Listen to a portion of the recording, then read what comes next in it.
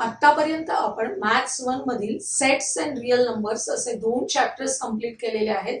आजपासून आपण पॉलिनॉमियल्स या चॅप्टरला सुरुवात करत आहोत. मागील दोन्ही चॅप्टर मधील सर्व टॉपिक्सच्या सर्व व्हिडिओजच्या लिंक आजच्या या व्हिडिओच्या डिस्क्रिप्शन मध्ये दिलेल्या आहेत. पॉलिनॉमियल्स हा घटक ऑलरेडी तुम्ही इयत्ता 8वी मध्ये अभ्यासलेला आहे. त्याची आपण थोडी रिव्हिजन करूया. बघा, algebraic expression in which the power of the variable is a positive integer. सगळ्यात महत्वाचं आहे, power of the variable is a positive integer is called a polynomial. Algebraic expressions तर आपण 6वी 7वी पासून पाहिलेले आहेत. Addition of algebraic expression, subtraction आपण केलेलं आहे. पण ऑल्जेब्रिक एक्सप्रेशन्सची खास एक महत्वाची गोष्ट एक्स्ट्रा त्याच्यामध्ये असली पाहिजे की त्याचा जो व्हेरिएबल आहे, त्याच्यामध्ये असलेले जे व्हेरिएबल्स आहेत त्यांचा जो पॉवर असणार आहे ती कशी असली पाहिजे, पॉझिटिव्ह इंटिजर असली पाहिजे. आपण एक्झाम्पल्स बघूया. 3x² plus √2 into x minus 5 हे एक्झाम्पल आहे. एक्झाम्पल म्हणजे काय, इट इज अ पॉलिनॉमियल. कारण याच्यामध्ये इथे पॉवर ऑफ द व्हेरिएबल काय आहे, 2, इकडे आहे 1. These 2 are positive integers. आता नेक्स्ट एक्झाम्पल मध्ये बघूया. y³ plus 2y² minus 5y plus √2. बरेच जण हे √2 पाहिलं की त्यांना वाटतं it is not a polynomial.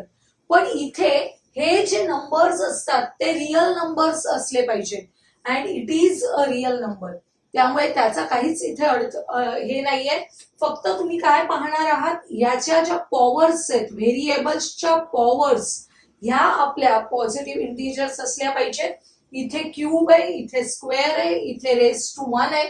All are positive integers. Therefore, these two are examples of polynomials. आता आपण नॉन एक्झाम्पल्स बघतोय. नेहमी कोणत्याही कन्सेप्टचे नॉन एक्झाम्पल्स बघणं गरजेचं आहे. म्हणजे कसं नसायला पाहिजे हे आपल्या लक्षात येतं. बघा, एक घेतलेला आहे 5m³ plus 2m plus 5/m.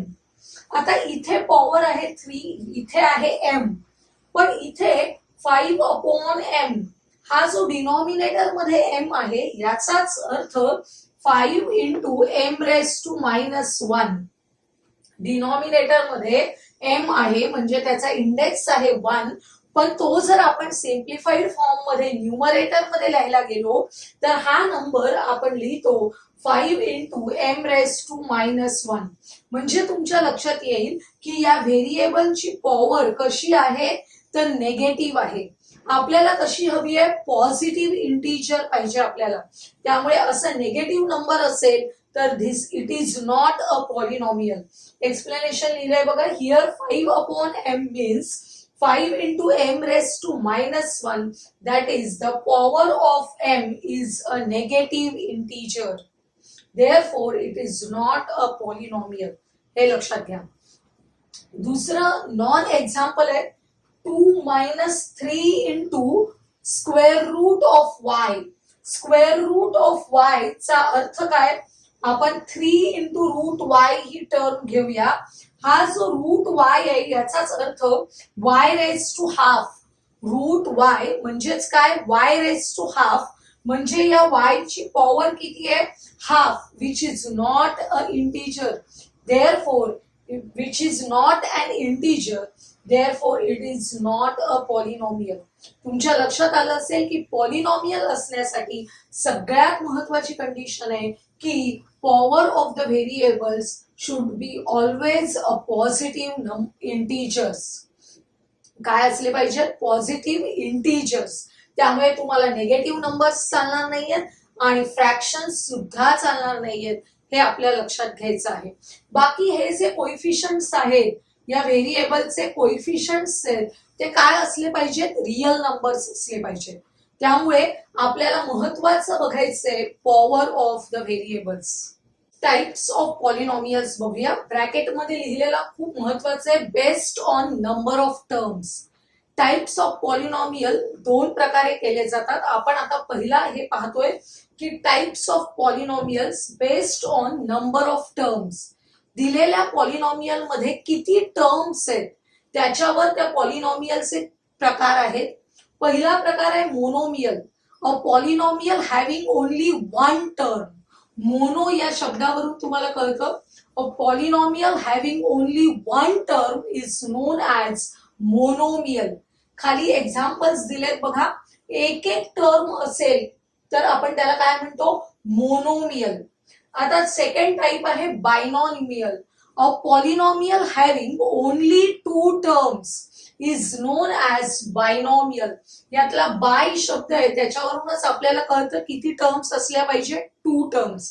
इथे एक्झाम्पल्स दिलेत बघा ज्याच्यामध्ये दोन टर्म्स आहेत. व्हेरिएबल्स कोणतेही असू शकतात हे लक्षात घ्या. आपल्याला नेहमी एक्स वाय एवढेच माहिती असतात, आपण नेहमी वापरतो, पण पी क्यू एम एन कोणतेही व्हेरिएबल चालणार आहे. बायनॉमियल हॅव्हिंग टू टर्म्स म्हटलं की टू टर्म्स असलेले कोणतेही पॉलिनॉमियल्स हे कशाच्या खाली येतात, बायनॉमियल या हेडिंग खाली येतात. आता ट्रायनॉमियल. ट्रायनॉमियल म्हणजे काय, अ polynomial having three terms. Three terms असतील. याच्यामध्ये बघा किती टर्म्स आहेत, थ्री टर्म्स. अशा वेळी काय म्हणणार आपण याला, ट्रायनॉमियल. इथे किती टर्म्स आहेत बघा, थ्री टर्म्स. या सगळ्या एक्झाम्पल्स मध्ये थ्री टर्म्स आहेत, त्यामुळे हे एक्झाम्पल्स कशाचे आहेत, ट्रायनॉमियलचे आहेत. अतिशय सोपं आहे, परीक्षेला तुम्हाला बऱ्याच येतं.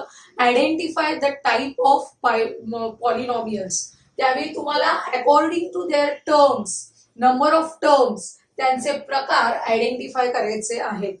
आता एक छोटासा क्वेश्चन आहे पुस्तकात, तो बघूया. Write the coefficient of m cube. हे महत्वाचं आहे, आपण बऱ्याचदा वाचत नाही. कशाचा कोइफिशियंट लिहायचंय, एम क्यूबचा, in each of the given polynomial. खाली जे पॉलिनॉमियल्स दिलेत त्याच्यामध्ये एम क्यूब आहे, त्या टर्मचा कोइफिशियंट लिहायचंय फक्त. बघा पहिलं आहे एम क्यूब. इथे काहीच कोइफिशियंट नाहीये, म्हणजे काय आहे समजायचं, वन. त्यामुळे याचा आन्सर लिहिलेला आहे वन.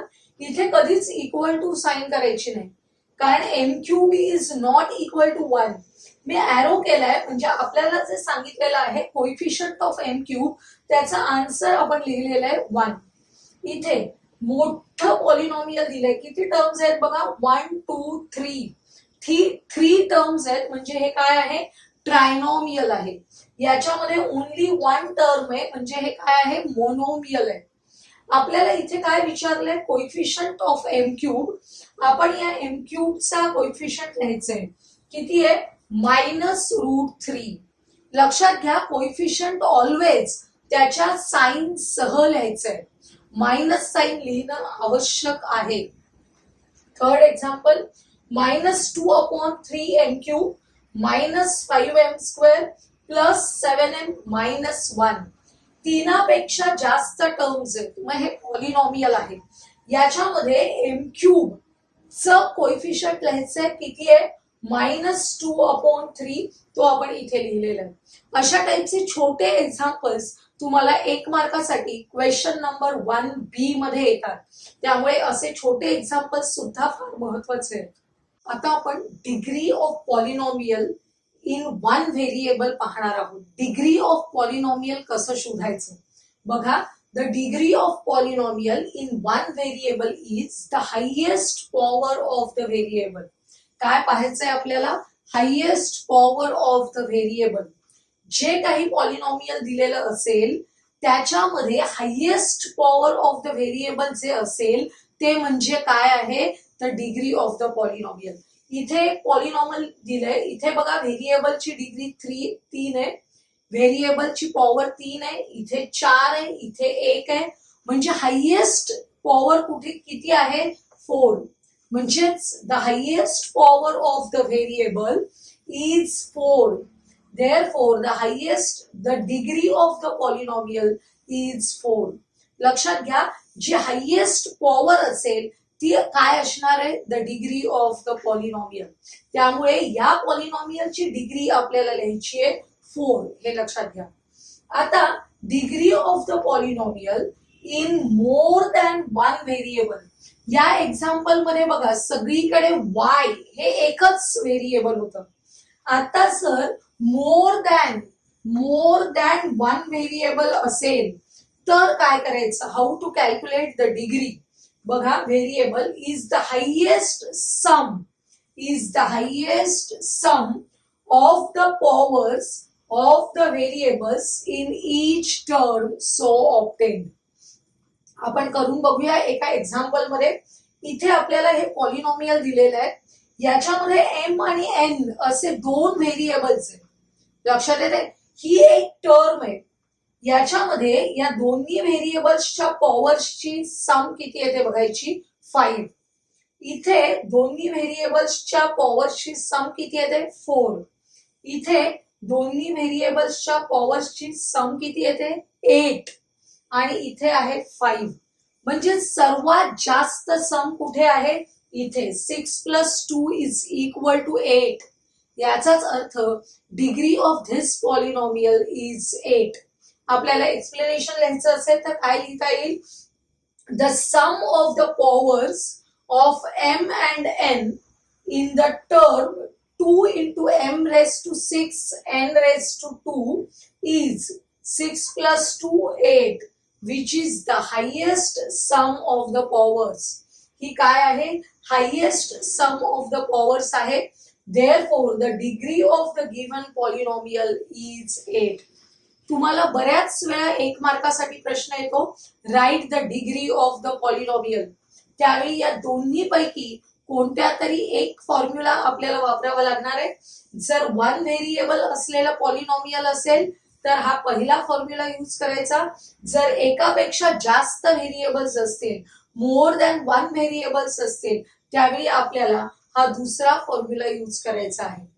आता आपण types of polynomials based on degree पाहणार आहोत. मगाशी काय बघितलं, based on number of terms. आता आपण पाहणार आहोत types of polynomials based on degree.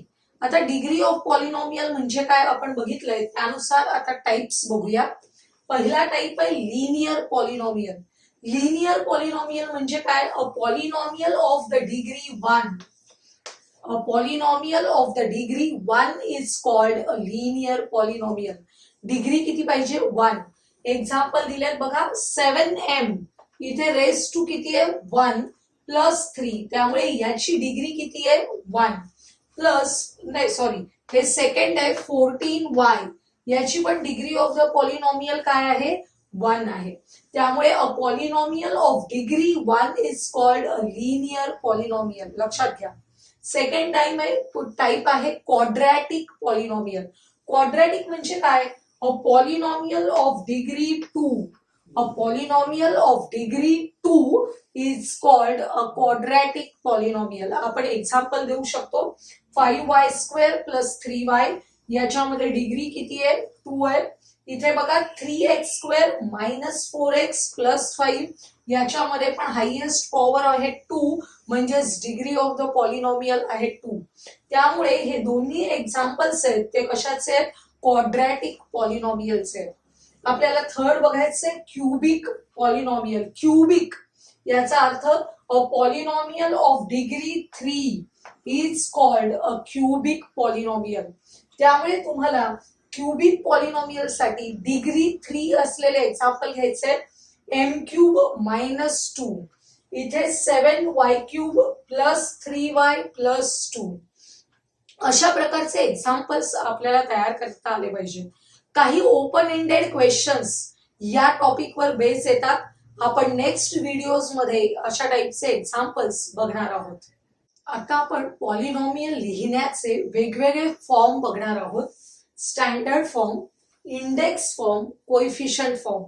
त्यासाठी मी एकच पॉलिनॉमियल घेतलेलं आहे जे तिन्ही फॉर्म मध्ये लिहिणार आहे. पॉलिनॉमियल काय आहे बघा, p of m is equal to, polynomial in m असेल तर लिहायचं p of m. Polynomial in variable x असेल तर काय लिहायचं, p of x. Polynomial in variable y असेल तर लिहायचं p ऑफ y. लक्षात आलंय. असं हे p ऑफ m आहे. काय व्हेरिएबल आहे, सॉरी काय पॉलिनॉमियल आहे, 2m⁴ - 3m² + 7. हे पॉलिनॉमियल मी तिन्ही फॉर्म मध्ये लिहिणार आहे. पहिला फॉर्म आहे स्टँडर्ड फॉर्म. स्टँडर्ड फॉर्म मध्ये लिहायचं म्हणजे काय लिहायचं बघा, if P of M is written in the descending power of the variable. बघा, descending power of the variable M, then this form is called a standard form. लक्षात येते, descending power already दिलेलंच हे पॉलिनॉमियल आहे, ते त्याच format मध्ये आहे. याची पॉवर 4 आहे, याची 2 आहे, इथे 0 आहे. याचाच अर्थ हे दिलेलंच आहे आपल्याला स्टँडर्ड फॉर्म मध्ये. त्यामुळे स्टँडर्ड फॉर्म जसा आहे तसाच लिहिणार आहोत आपण. महत्वाचं आहे descending power of the variable M. मी एक एक्झाम्पल घेते वेगळं. बघा, तुम्हाला दिलेलं आहे 3y plus 4y race to 4 minus 2. आपल्याला जर हे स्टँडर्ड फॉर्म मध्ये लिहायचं असेल तर आपल्याला ही टर्म अगोदर लिहावी लागेल, 4y रेस टू 4, त्यानंतर प्लस 3y आणि नंतर मायनस 2. कारण आपल्याला कसं लिहायचंय, descending power of the variable. उतरता क्रम लावायचा आहे त्यांच्या पॉवर्सचा, डिसेंडिंग. लक्षात येते.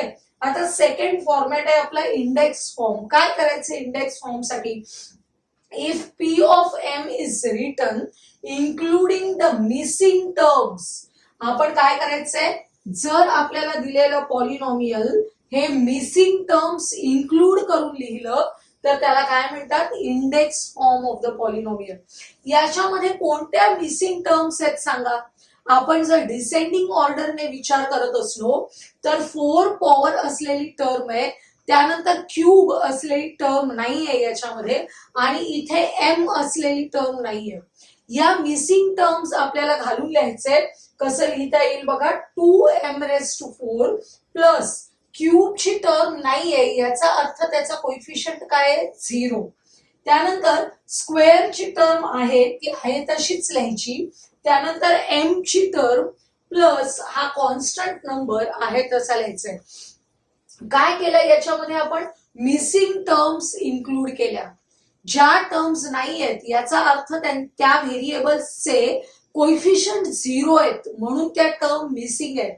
मग आपण 0 कोइफिशियंट घेऊन एम क्यूब ची टर्म ऍड करायची आणि एम ची टर्म पण लिहायची आहे 0 कोइफिशियंट घेऊन आणि डिसेंडिंग ऑर्डर मध्ये. अशा वेळी हा होणार आहे इंडेक्स फॉर्म. लक्षात घ्या, इंडेक्स फॉर्म म्हणजे काय, इंडेक्स फॉर्म मध्ये आपण मिसिंग टर्म्स इन्क्लूड करून लिहिणार आहोत. आता तिसरा टाइप आहे कोइफिशियंट फॉर्म मध्ये कसं लिहायचं. आपण इंडेक्स फॉर्म मध्ये लिहिलेलं आहे तेव्हा आपल्याला ऑलरेडी सगळे टर्म्स मिळालेले आहेत. मिसिंग टर्म्स इन्क्लूड करून सगळ्या टर्म्स मिळालेल्या आहेत. त्यांचेच कोइफिशियंट जर आपण अशा गोल ब्रॅकेट मध्ये लिहिले कॉमा करून की काय मिळतो आपल्याला, कोइफिशियंट फॉर्म मिळतो. बघा, पहिल्या टर्मचा कोइफिशियंट आहे 2, दुसऱ्या टर्मचा कोइफिशियंट आहे 0, तिसऱ्या टर्मचा कोइफिशियंट आहे -3, फोर्थ टर्मचा कोइफिशियंट आहे 0 आणि लास्ट कॉन्स्टंट टर्म आहे 7. याचाच अर्थ 1 2 3 4 5 टर्म्स आहेत. 5 टर्म्स असलेलं हे पॉलिनॉमियल आहे जे आपण कोणत्या फॉर्म मध्ये लिहिलेलं आहे, कोइफिशियंट फॉर्म मध्ये लिहिलेलं आहे. आणि एक लक्षात घेऊया, ज्यावेळी 5 कोइफिशियंट्स असतात, 5 कोइफिशियंट्स असतात, तेव्हा डिग्री ऑफ द पॉलिनॉमियल किती असते बघा, 4, म्हणजे 1 ने कमी. आणि डिग्री ऑफ द पॉलिनॉमियल 4 असते तेव्हा कोइफिशियंट्स किती असतात, 5. हे लक्षात घ्यायचंय कारण हे आपल्याला नंतर सिंथेटिक डिव्हिजन मेथड मध्ये उपयोगी पडणार आहे. कारण तिथे आपल्याला दिलेलं पॉलिनॉमियल कोइफिशियंट फॉर्म मध्ये लिहून घ्यायचं आहे. तर आजचा हा जो व्हिडिओ आहे त्याच्यामध्ये आपण इंट्रोडक्शन केली आहे फक्त पॉलिनॉमियल्सला, ज्याच्यामध्ये आपण टाइप्स ऑफ पॉलिनॉमियल्स बघितले, त्यानंतर डिग्री ऑफ पॉलिनॉमियल बघितलं, इंडेक्स फॉर्म, स्टँडर्ड फॉर्म आणि कोइफिशियंट फॉर्म पाहिला. आता नेक्स्ट व्हिडिओमध्ये आपण या सर्व कन्सेप्ट्सवर बेस असलेले एक्झाम्पल्स पाहणार आहोत. आजचा हा व्हिडिओ तुम्हाला आवडला असेल तर लाईक करा, तुमच्या मित्रमैत्रिणींना शेअर करा आणि पुढील महत्त्वाचे व्हिडिओज पाहण्यासाठी आपल्या चॅनलला सबस्क्राईब करायला विसरू नका.